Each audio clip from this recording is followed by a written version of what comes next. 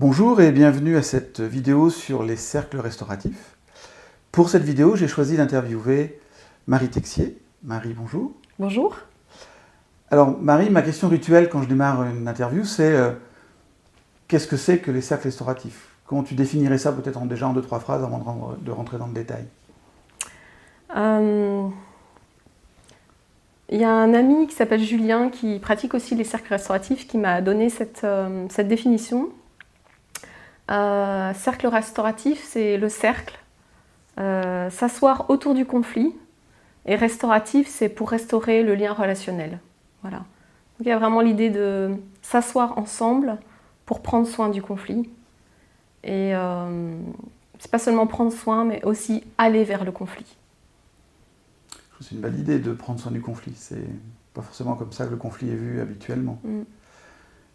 Comment est née justement cette idée de faire quelque chose de restauratif plutôt que peut-être quelque chose de punitif autour du conflit? Je pense que ça, c'est quelque chose qui existe depuis longtemps. En fait.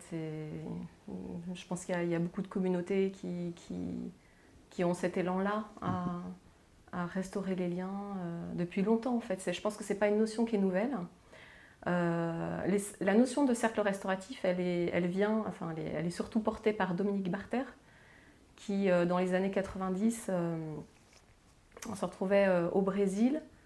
Et il est allé dans les favelas et à cet endroit, il a vu comment les gens fonctionnaient, il les a observés, il a essayé de voir comment les gens traitaient leurs conflits. Voilà. Et à partir de ces observations, à partir d'un travail d'écoute, de relations, enfin voilà ce que j'en ai compris, est né ce concept-là de cercle restauratif. Donc c'est quelque chose qui vient dans le temps, qui a pris un certain temps pour émerger, le concept de cercle restauratif. Et en même temps, c'est quelque chose qui est porté depuis très longtemps, en fait. C'est pas une idée nouvelle. En quoi consiste un cercle restauratif? Je ne sais même pas déjà ce que c'est qu'un cercle restauratif. Ça représente quoi? Ça fonctionne comment, un cercle restauratif? Alors, d'abord, il y a quelque chose à comprendre, c'est que le cercle restauratif, il s'inscrit dans quelque chose de plus grand, qui s'appelle un système restauratif. Le système restauratif, c'est important en fait d'aller là parce que sinon on ne peut pas comprendre ce que c'est que le cercle. Voilà. Le système restauratif, c'est qu'à un moment, un ensemble de gens qu'on va appeler une communauté, communauté ça pourrait être une famille, une association, une école, un ensemble de gens qui sentent qu'ils ont des liens ensemble et qui partagent un certain nombre de choses. Donc moi, à partir de maintenant, je parlerai de communauté. Voilà ce que je décris comme communauté. Donc, dans une communauté, les gens décident à un moment de traiter le conflit d'une certaine manière.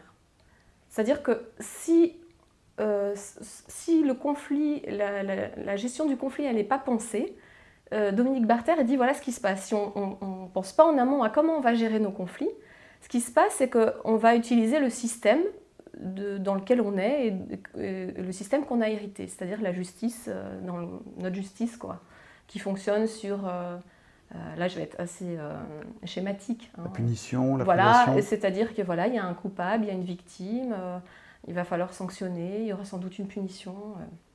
Donc si on n'a pas pensé en amont à comment on va gérer le conflit, voilà ce qui risque d'arriver. Il y a quelqu'un qui a tort, il y a quelqu'un qui a raison. Il va y avoir sans doute un gagnant, un perdant. Voilà.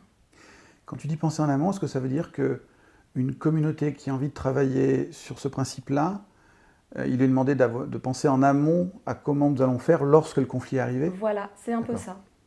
C'est qu'est-ce qu'on veut, comment on veut vivre les choses, quoi. Et il y a l'idée aussi que le conflit, c'est la pointe émergée de l'iceberg. C'est à un moment, il y a des tensions, il y a des choses qui n'ont pas été prises en compte, des besoins, des personnes, qui font qu'à un moment, il y a un conflit qui émerge. Et si on s'intéresse qu'au conflit, on va perdre toutes les informations qu'il y a derrière qui sont vraiment importantes pour la communauté. Parce que ces informations-là, en fait, elles nous disent que quelque chose est en dysfonctionnement. Et si on les prend en compte, alors on va pouvoir amener du plus dans la communauté. Ça va nous permettre de grandir ensemble. C'est vraiment ça l'idée aussi. Et donc, dans ce système restauratif, dans lequel s'inscrivent les cercles restauratifs, On va réfléchir ensemble, la communauté va réfléchir ensemble, donc il y a vraiment déjà la notion d'être ensemble, à qu'est-ce qui est bon pour nous quand il y a du conflit et comment on veut que ça se passe. Et qu'est-ce qui fonctionne bien déjà, qu'est-ce qui ne fonctionne pas bien et comment on aimerait que ça se passe.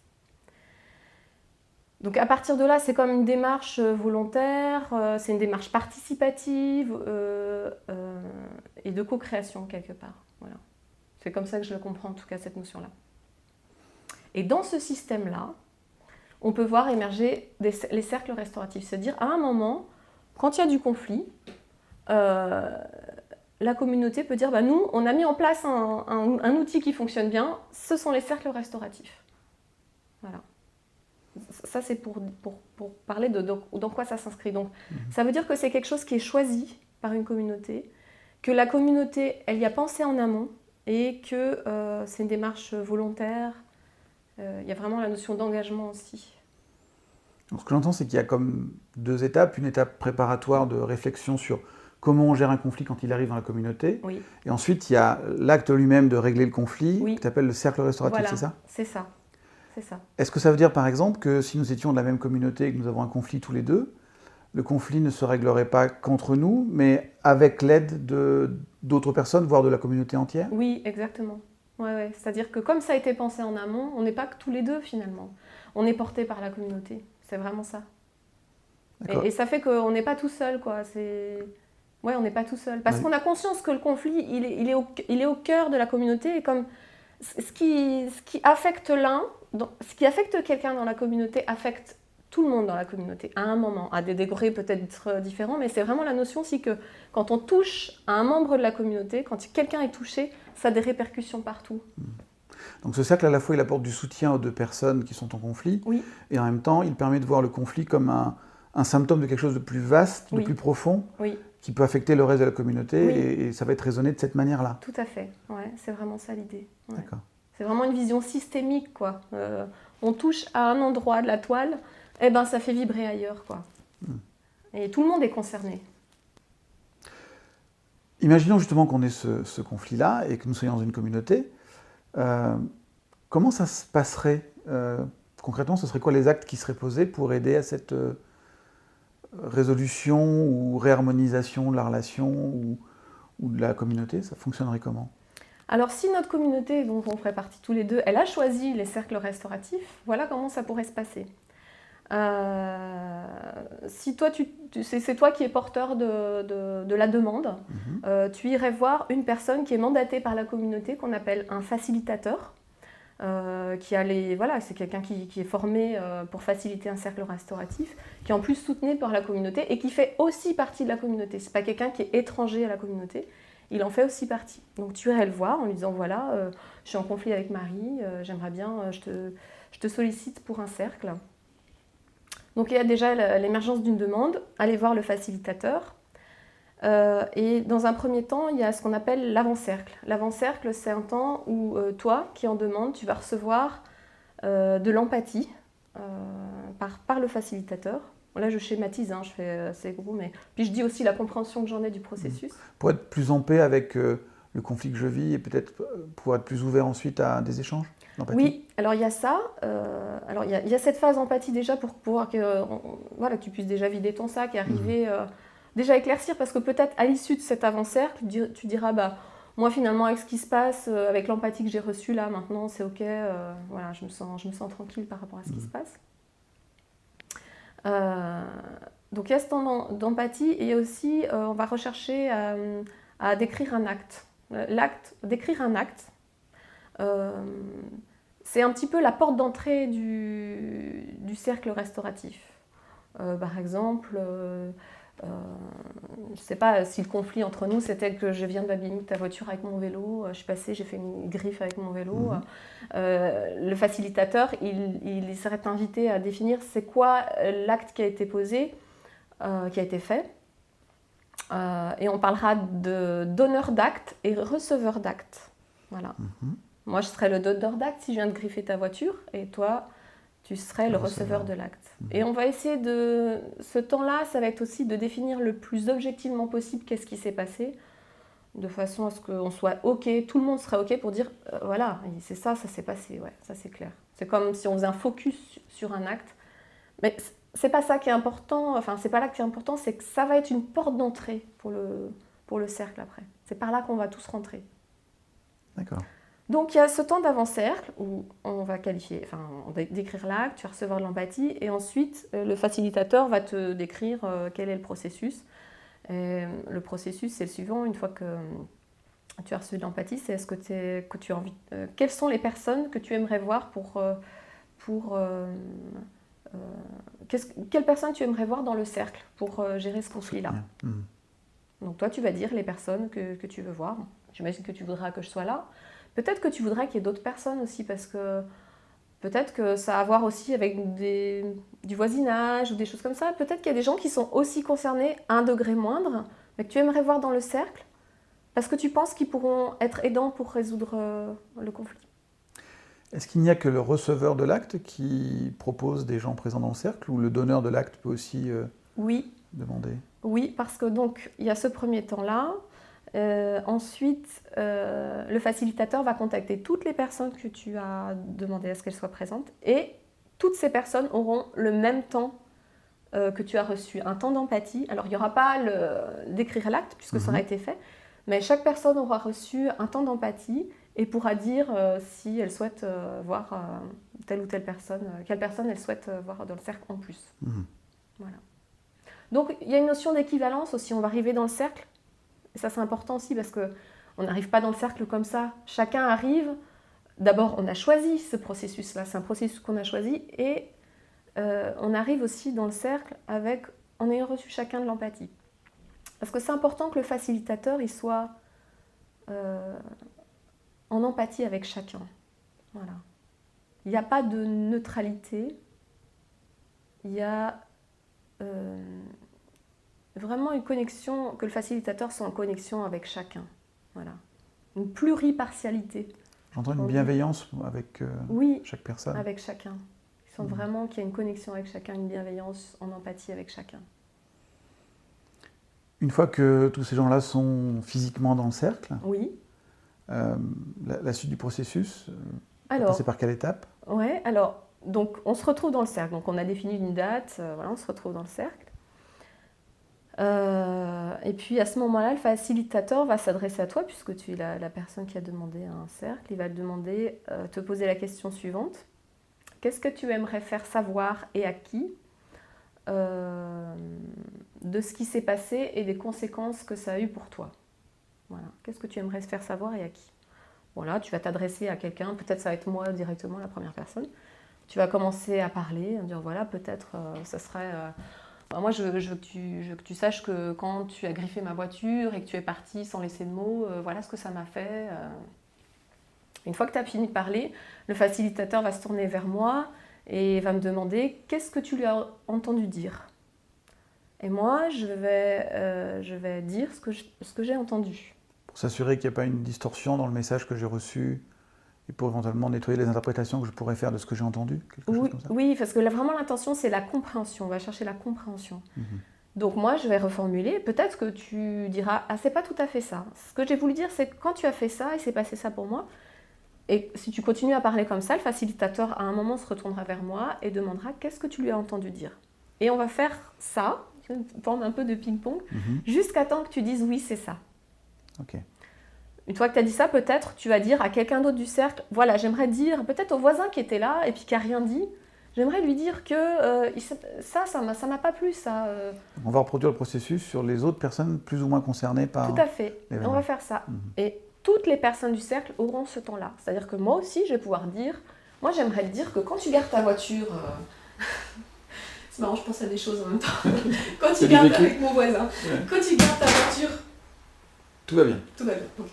Quand tu gardes ta voiture dans la rue comme ça avec moi, je peux pas passer avec mon vélo, mais voilà ce qui se passe pour moi. Et ça, j'aimerais bien que tu le comprennes, quoi. Et pareil, tu vas me reformuler. Ça, c'est le temps, dans le cercle, c'est le temps où on vise la compréhension et l'empathie. C'est-à-dire, qu'est-ce qui se passe pour moi, dans l'instant, par rapport à un événement qui s'est passé. On est vraiment dans le présent et aussi dans le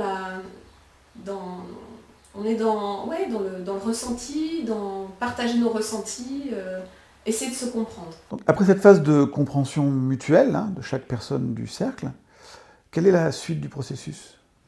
Alors, la suite du processus, c'est qu'on va chercher à savoir quelles étaient la motivation et l'intention de la personne quand elle a fait ce qu'elle a fait. C'est ce qu'on appelle, là on est un peu dans le retour dans le passé pour chercher les intentions, la motivation. Et ce qu'on cherche là, c'est aussi à ce que chacun puisse sentir sa responsabilité.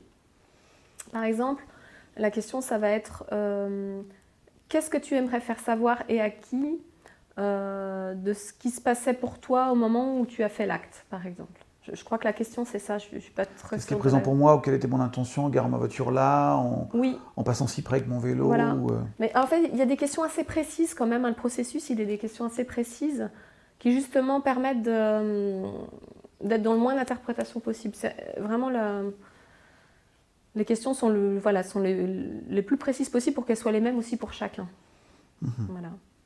Et par exemple, moi je pourrais dire, ben oui, effectivement, ce jour-là, j'étais pressée et puis j'ai vu que ta voiture était vachement près de mon vélo, que j'ai pris le risque à ce moment-là de peut-être l'égratigner, mais j'étais énervée à ce moment-là. Voilà. Par exemple, je vais dire quelle était mon intention, et puis toi, tu vas dire aussi quelle était ton intention en te garant là, par exemple. Et donc, on va chercher du sens à ce qui a précédé l'acte, aux événements oui. qui ont précédé l'acte. Et sentir, c'est vraiment important que chacun reparte. Moi, ce que j'en comprends du processus, moi, ce que ça me fait vivre quand je le vis, quand je l'expérimente, ça me permet de sentir que chacun... Voilà, j'ai ma part de responsabilité, même si je suis receveur d'actes. Il y a une part de responsabilité.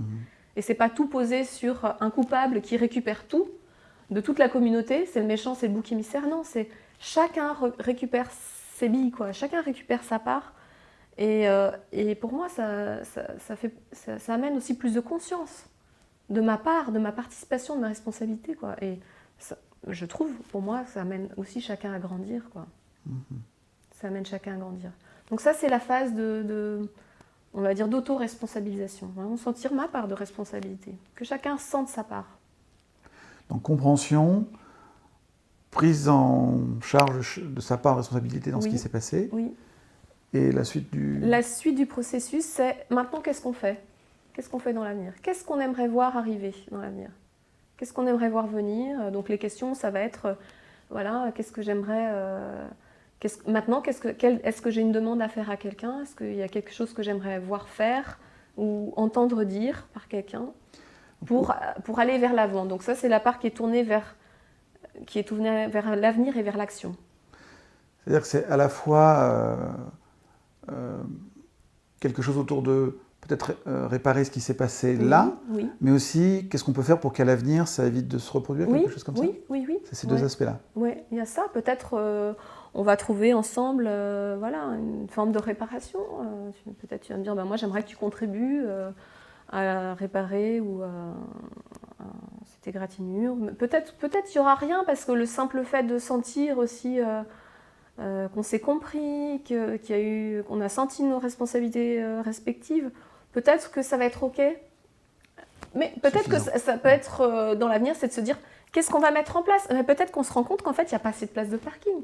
Ou peut-être qu'il y a un truc qui est mal signalisé au sol et qu'est-ce qu'on va faire ? Voilà. Et du coup, ça amène à grandir dans la communauté parce que ça amène du plus. C'est-à-dire, à partir d'un événement qui aurait pu semer la zizanie, c'est waouh, super, parce qu'on est en train de gagner en connaissances, on est en train de gagner en mieux vivre ensemble, quoi. C'est comme ça que je le ressens, moi, vraiment, ce processus. C'est ce que ça m'amène à sentir. Comme si ça permettait à chacun de s'ajuster aux autres dans la communauté à partir de sa zone de responsabilité et de pouvoir, quelque chose comme ça ? Oui. Une fois cet acte posé pour soit, encore une fois, réparer l'instant ou éviter que ça se reproduise, est-ce qu'il y a une dernière étape, quelque chose qui conclut d'une manière particulière ce cercle restauratif ? Alors, a priori, il y a le post-cercle. On va se revoir peut-être dans un mois et demi. Et puis on va voir par rapport à ce qui a été posé, comment ça évolue. Est-ce qu'il y a des choses qui sont à changer? C'est aussi peut-être un temps de célébrer la joie de voir qu'il y a des choses qui fonctionnent. Voilà, donc il y a ce temps-là aussi après qu'on appelle le post-cercle. Pour à la fois renforcer, célébrer oui. les succès. Voilà, et puis peut-être que la solution qu'on avait trouvée finalement elle n'est pas adaptée à la réalité, ça ne peut pas se concrétiser. Et plutôt que de laisser retomber le truc, ben ok, comment on va continuer? Qu'est-ce qu'on va mettre en place? Mais vraiment une recherche de comment améliorer la vie ensemble, quoi. C'est vraiment comme ça que je le ressens. Alors là, tu nous as décrit en quelque sorte le processus de comment ça se passe. Oui. Ce que j'aimerais connaître, c'est savoir, qu'est-ce qui, toi, t'a amené là-dedans et qu'est-ce qui fait que ça a autant de sens pour toi, les cercles restauratifs? Je ne sais pas trop comment c'est arrivé. Je pourrais dire que déjà, moi, je me suis formée à la communication non violente il y a quelques années. Et je pense que c'est à partir de ce réseau-là déjà, parce que je suis dans un groupe de pratique. Et je ne sais plus, quelqu'un m'en a parlé, je suis allée voir. Et puis ce que j'ai aimé, c'est que... Alors ce que j'aimerais préciser aussi, c'est que quand je pratique un cercle, pour l'instant, les cercles que j'ai pratiqués, c'est des cercles ce qu'on appelle les cercles semi-simulés. C'est-à-dire que c'est pas... je ne suis pas dans une communauté qui a choisi ce mode-là de résolution de conflits, mais plutôt on est des groupes de personnes, on est plusieurs personnes, un bon nombre de personnes sur Lyon et ses environs, à avoir envie de pratiquer les cercles pour déjà s'imprégner du processus, apprendre à faciliter, voilà, et voir comment on peut aussi à un certain moment créer autour de nous des systèmes, autour de nous ou dans les communautés dans lesquelles on est, créer des systèmes restauratifs. Et moi, quand j'ai commencé, du coup, ce que j'ai beaucoup aimé, c'est en découvrant les cercles, on pratique, on est dedans. Et du coup, il y a quelque chose de très, très vivant, de très expérientiel, j'allais dire. Et moi, quand j'ai découvert ça, que d'abord, on n'avait pas besoin d'être formé à la communication non violente. Je trouvais ça génial parce que la communication non violente, moi, c'est quelque chose qui m'apportait beaucoup dans ma vie. Et en même temps, c'est une démarche... pour moi, c'était un changement de paradigme. C'est pas évident du tout à intégrer dans ma vie le processus. Le processus, il est assez simple, mais de l'intégrer, de l'incorporer, c'est pas simple. Et là, je trouvais que on n'a pas besoin d'être formé parce qu'il y a un truc assez simple. On suit les questions. Il suffit de suivre le processus.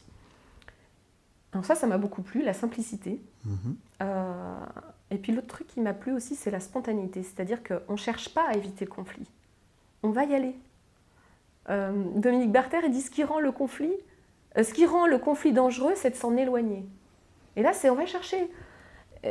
Moi, ça m'arrive des fois dans des cercles de sentir qu'à un moment, il y a une tension parce qu'on sent qu'il y a des choses qui n'arrivent pas à se dire. Et la tension monte, et des moments, ça pète. Et quand ça pète, waouh, il y a quelque chose qui... Je sais pas, il y a quelque chose qui s'ouvre. De découvrir... Moi, je suis touchée de sentir... l'humanité, en fait, de chacun. Il y a vraiment quelque chose qui me touche là-dedans, c'est vraiment fort, quoi. Il y a un endroit où,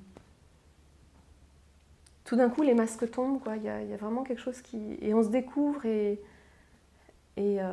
comme ce conflit est l'occasion de se rencontrer, de mieux se connaître, et de grandir ensemble. Moi, je trouve ça génial, en fait. Je trouve ça génial, c'est un truc... ça m'enthousiasme. Quand j'entends, j'ai l'impression que ça permet aussi de voir l'autre comme un autre moi-même, comme un autre humain, avec ses blessures, ses ressources, ses capacités, et non pas comme une cible à abattre la cause de tous mes maux. Et que déjà ça change la manière d'entrer dans le conflit, et du coup ce qui va ce qui va être accouché de ça. Oui, quand tu dis l'autre est un autre moi-même, c'est ça. Et puis l'autre va me permettre de me rencontrer aussi, moi-même. C'est-à-dire comme l'autre est un support, je vais pouvoir le rencontrer et je vais pouvoir aussi me rencontrer dans ma vulnérabilité, dans voir aussi mes difficultés à accepter ma responsabilité. Moi, je suis vraiment touchée de voir ça à chaque fois, comme c'est bon, en fait. Et moi, c'est vraiment parce que je vis cette expérience-là que j'ai envie de la vivre partout, parce que je trouve ça génial. Et je veux dire qu'avant, le conflit, peut-être parce que je vivais des situations de conflit où j'avais l'impression qu'on est dans la phase à essayer de se comprendre, mais on en reste là et on ne s'est pas compris.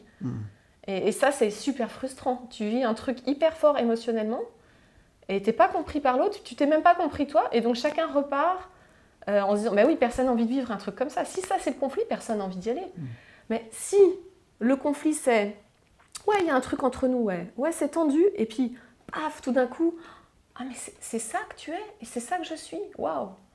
Ça, c'est... Moi, je trouve ça génial. Je trouve ça génial qu'on puisse en arriver là. Et ce que je ressens, la façon dont je sens le cercle restauratif, c'est que ça amène suffisamment de sécurité pour pouvoir vivre ça. On peut vivre l'intensité émotionnelle, on peut vivre la tension, parce que le cadre est suffisamment stable, il y a quelque chose de suffisamment sécure pour qu'à l'intérieur de ça, on puisse le vivre. Voilà. Et pour moi, je sens vraiment l'importance aussi de cette notion de sécurité. Parce que je vois que si je suis en conflit avec quelqu'un comme ça, mais qu'on n'a pas posé les bases, c'est ça qui peut arriver, c'est qu'on ne se comprend pas et on repart vachement frustré. Oui, ce que je vois dans les conflits, c'est qu'il y a un tel désir d'arriver à une solution que nous ne prenons pas le temps de poser le cadre et de prendre de l'écoute et de la compréhension, qui fait qu'au final, on n'atteint pas l'objectif. Mais en plus, on a créé plus de dégâts, comme si on avait collé de la frustration sur la frustration. Alors là, il y a quand même une question qui me vient, c'est quand j'entends tout ce que sous-entend le cercle restauratif, toutes les étapes, j'imagine que ça prend un certain temps de faire tout ça. Et je peux imaginer qu'il y a des gens qui vont me dire, mais c'est quand même beaucoup de temps passé, moi j'ai des manières de gérer le conflit plus expéditives. À ces gens-là, qu'est-ce que tu pourrais leur dire sur justement les plus-values de gérer le conflit de cette manière-là, c'est-à-dire d'investir du temps de cette manière-là, plutôt que, je dirais, de le gérer à l'ancienne avec la baïonnette au bout du canon? Moi je dirais, et si ça marche? Pourquoi pas? Si des moments ça pète et que ça... J'aime bien ce qu'il disait Dominique Barter, parce qu'il dit, j'ai beaucoup aimé dans les journées quand il est venu à Lyon, là, j'ai pas l'impression qu'il essaie pas de vendre les cercles restauratifs. Ce qu'il a dit, c'est créez vos propres systèmes restauratifs, créez-les, parce que ce qui est important, c'est qu'on soit OK sur le mode. C'est pas tellement l'outil qui est important, c'est est-ce qu'on est OK de vivre les choses comme ça? Qu'est-ce qu'on peut mettre en place ensemble? Et tu me demandais, quelle est la plus-value? Moi, je me dis...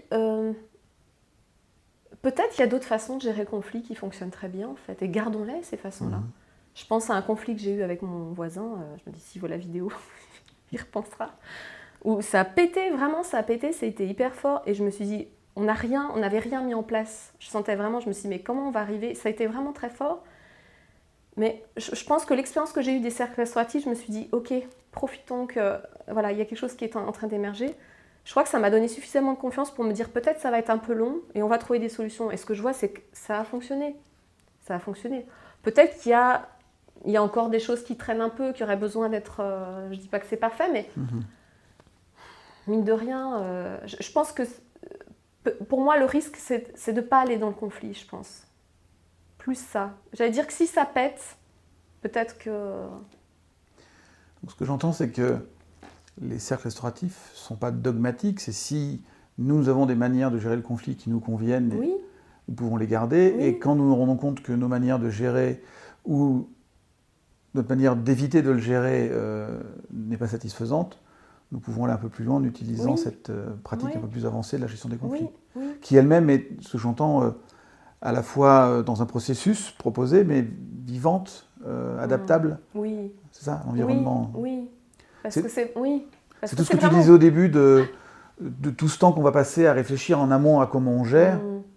Et c'est là où on peut s'approprier le processus à notre communauté. Ouais, je crois que plus on va être d'accord en amont, plus ça va aller vite en fait. Parce que c'est vrai, on disait c'est un processus qui peut être long, mais en réalité ça peut être long si on imagine que ça n'a pas été pensé en amont. Si on imagine que ça a été pensé en amont, il y a des choses qui peuvent être beaucoup plus rapides, quoi. Puis j'imagine que c'est aussi à force de le pratiquer que les gens sont plus habiles avec ça et vont aussi aller un peu plus vite. Oui, et puis peut-être qu'il y a aussi une approche du conflit et aussi une compréhension que ce qui touche à quelqu'un, ça m'affecte moi, qui fait qu'à un moment, peut-être on aura moins besoin d'aller demander un cercle parce qu'on sait que voilà, il y a des choses qui vont se réajuster beaucoup plus facilement dans le quotidien. Enfin, c'est ce que je crois. C'est ce que je crois parce que je vois que ça instaure, pour moi, de pratiquer les cercles restauratifs. J'ai vu que ça a instauré en moi de plus en plus de confiance, que c'est OK de vivre de la tension avec quelqu'un, c'est OK d'être dans le conflit. Parce qu'à un moment, si j'ai suffisamment confiance, si je suis OK d'aller et d'être vraiment intègre aussi avec ce que je ressens, il y a aussi une notion d'intégrité, quoi. Je sens ça. Si je suis intègre avec ce que je ressens, si l'autre il l'est aussi, on va réussir à s'entendre, quoi. Alors là, dans l'interview, tu viens beaucoup sur le mot conflit, et moi ça m'éveille une question. Est-ce que les cercles restauratifs, ou est-ce qu'une évolution des cercles restauratifs est imaginée, pensée pour des choses, je veux dire, un peu plus lourdes que du conflit, comme, je sais pas quoi, un délit, un crime? Est-ce que dans ce genre de situation où les émotions sont plus fortes, les dommages aussi plus importants, il y a l'idée d'utiliser le cercle restauratif? Moi, j'ai envie de croire que c'est possible. Et puis, quand je vois le travail que fait Dominique Barter au Brésil, dans les favelas, je me dis pourquoi ça ne serait pas possible. Parce que quand il nous a montré des images des favelas, on voit des enfants avec des armes, voilà, il y a des gens qui meurent, il y a vachement d'intensité. Bon, en même temps, la vie n'est pas comparable, nos vies là-bas, ici. C'est pour ça que c'est pas superposable aussi. Hein. Il nous a bien dit que c'est pas superposable, c'est important de l'intégrer à voilà, notre culture, à qu'est-ce qu'on vit. Mais en tout cas, là-bas, c'est vraiment, d'après ce que j'ai compris, c'est vraiment parallèle de la justice. Et même la justice se repose, leur justice se repose aussi sur la justice restaurative, les cercles restauratifs, quoi. C'est vraiment intégré. Donc oui, moi je crois que c'est possible, quoi. En tout cas, j'ai envie de croire que c'est possible, quoi. Et ça demande, je pense, vraiment en amont que la communauté soit OK avec ça et lâcher sur notre système de justice punitive. Parce que c'est vrai que je ne crois pas qu'on peut pas être dans les deux, quoi. On ne peut pas être dans les deux. Chercher la restauration du lien et punir. Pour moi, ce n'est pas compatible, quoi. Parce que dans la punition, il y a vraiment la notion aussi d'exclusion. Alors que là, on vise vraiment... C'est un processus qui vise l'inclusion. Qui vise... c'est vraiment ce qu'on recherche, quoi. D'accord, donc ça demanderait... en amont, qui est ce travail communautaire de réflexion autour de comment on a envie de résoudre nos conflits, nos différends, nos délits. Pas forcément uniquement d'un point de vue moral, mais aussi d'un point de vue de qu'est-ce que ça va donner après, en termes de vivre ensemble. Oui. Moi, je pense que ça peut arriver par des étapes tranquilles, quoi. C'est pas, je ne m'attends pas à ce qu'il y ait une révolution, c'est même pas ce que je souhaite, quoi. C'est déjà qu'est-ce que je peux faire autour de moi, qu'est-ce que je peux mettre en place dans ma vie, avec mes enfants, avec mes voisins, avec les gens avec qui je partage des choses. On va chercher ça et puis peut-être qu'à force de s'imprégner de ça, de cette confiance qu'on peut arriver ensemble à se comprendre, peut-être qu'il y a quelque chose qui peut grandir et accueillir encore plus d'intensité. C'est ce que j'imagine pour moi. Pour l'instant, j'imagine pas trop grand. J'essaie de voir, tiens, dans mon quotidien, comment ça peut se vivre. Voilà. Et de savourer la joie que c'est aussi, quoi. Alors j'ai compris qu'il n'y avait pour l'instant pas d'ouvrage autour de cette approche-là. Ouais. Donc quelqu'un qui, je dirais en voyant cette vidéo, tiens, moi ça m'intéresse de voir comment je pourrais utiliser ces cercles restauratifs dans mon couple, dans ma famille, peut-être dans le service de mon entreprise. Cette personne-là, elle peut s'y prendre comment pour acquérir ce processus? Juste, je voulais rebondir sur le fait qu'il n'y ait pas de livre. Je pense que l'intention de Dominique Barter, quand il nous en a parlé, c'est un processus vivant. Il y a quelque chose de vivant. Ne restons pas dans quelque chose de figé, mais adaptons-nous à là où on est, quoi. Ça, c'est vraiment important. Donc, s'il y a des gens qui sont intéressés pour pratiquer des cercles restauratifs, parce que pour l'instant, je pense, moi, l'invitation que je ferais, c'est venez pratiquer. Venez voir déjà comment ça se passe, que c'est qu'un cercle. Venez rencontrer les gens. Sur Lyon, on est tout un groupe de gens qui se réunissent régulièrement pour pratiquer. Venez voir, venez pratiquer, venez découvrir, venez sentir qu'est-ce que c'est. Je pense que c'est quelque chose qui s'expérimente. Voilà. Et après, une fois que vous avez senti ça, peut-être vous aurez envie de demander de l'aide pour créer un système restauratif. Moi, je fais partie d'un groupe sur Lyon où on réfléchit à comment diffuser les cercles, comment les pratiquer, comment mettre en place des systèmes restauratifs autour de nous. Et donc, régulièrement, il y a des demandes qui arrivent comme ça de gens qui disent « Moi, j'aimerais bien mettre en place un système restauratif. dans la crèche dans laquelle il y a mon enfant, dans l'école, voilà. Même il y a des personnes qui travaillent dans les prisons qui sont venues nous solliciter. Donc il y a un lien internet, on va sur internet, cerclerestauratif.org, j'aimerais pas dire de bêtises, mais en tout cas... On va mettre en incrustation. Voilà. Et puis sur Lyon, il y a des groupes de pratique, on trouve tout sur le wiki, il y a un site qui a été fait, voilà. Je remercie toutes les personnes d'ailleurs qui s'investissent pour que ces outils-là, ils existent. Marie, merci pour le temps que tu nous as consacré et puis toutes ces informations. Merci à toi pour ces questions, voilà, c'était... Merci. J'ai apprécié. Et puis je vous souhaite d'être nombreux à vous intéresser à cette pratique et à la mettre en œuvre pour vous rendre la vie plus belle. À très bientôt. Au revoir.